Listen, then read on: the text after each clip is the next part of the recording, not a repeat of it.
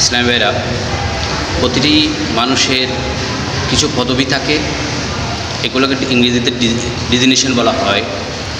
প্রত্যেক ফ্যাক্টরিতে মালিক কর্তৃপক্ষ সতর্কতা থাকার জন্য, সেফটি থাকার জন্য প্রতিটি কর্মকর্তাদের মধ্যে থেকে কিছু কিছু কর্মচারীকে বেছে বেছে ফায়ার সার্ভিস প্রতিষ্ঠানের মতো সরকারি প্রশিক্ষণপ্রাপ্ত ব্যক্তিদেরকে নিয়ে কর্মচারীদের মধ্যে প্রশিক্ষণ দিয়ে থাকেন।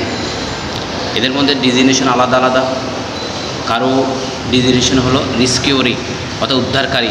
কর্তৃপক্ষ আবার ইউনিফর্মের পিছনে রেস্কিউরি লেখাটা প্রিন্ট করে দেয় যে ও হলো রেস্কিউরি, উদ্ধারকারী। আবার কারোবার ডিজিগনেশন হলো ফায়ার ফাইটার। যখন অগ্নিকাণ্ড হবে তখন ওই ফায়ার ফাইটার ও স্টিম দিয়ে আগুনের সাথে মোকাবিলা করবে, আগুনকে নিয়ন্ত্রণ করবে যাতে বড় ভয়াবহ আকৃতি দান করতে না পারে। এখন রেস্কিউরি উদ্ধারকারী ওর দায়িত্বটা কি, ওর কাজ কী? ওর ডিজিগনেশন হলো রেস্কিউরি, উদ্ধারকারী। রেস্কিউরির কাজ হলো আহত ব্যক্তিদেরকে সে উদ্ধার করে এক প্রাথমিক চিকিৎসা দিয়ে কার পাশে পৌঁছাবে, বা ভয়াবহ বা যদি গুরুতর আহত হয় তাহলে মেডিকেলের মধ্যে ওকে ভর্তি করা হবে, হলো উদ্ধারকারী। এখন দেখা যায় যদি আহত হয় তখন ও চেঁচামেচি করে যে হেল্প, প্লিজ হেল্প। উদ্ধারকারী কী করবে? উদ্ধারকারী সে ওকে উদ্ধার করবে, হেল্প করবে। এটা হলো ডিজিগনেশন।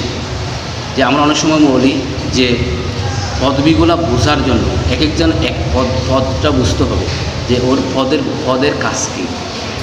এটা হলো বোঝার বিষয়। যে অনেক আউলিয়া কেরামদের নামের সাথে বিভিন্ন প্রকার ডিজিগনেশন থাকে। কাউকে গাউসে পাক বলা হয়, কেউ মাহবুবে সুবহানি বলা হয়। এরপরে কারো নামের সাথে রহমানের শরীয়ত ও তরিকত থাকে, কারোর সাথে বিভিন্ন প্রকার ডিজিগনেশন থাকে। এই সকল ডিজিগনেশনগুলো হলো আলাদা আলাদা কাজ। কারো নামের সাথে মুর্শেদে আজম থাকে, কারো নামের সাথে মুর্শেদে বরহক থাকে। এগুলো হলো ডিজিগনেশন। এগুলার এই যে সকল ডিজিগনেশনগুলার প্রতিটি ডিজিগনেশন ব্যক্তিবর্গের কাজ হলো আলাদা আলাদা। এগুলোতে শিরিক আর বেদাত এর কোনো কি নেই, সনদবিদ্যাতে নেই। এগুলো কাজগুলো হলো আলাদা আলাদা। এটা হলো বুঝতে হবে যে পদবি কী জিনিস।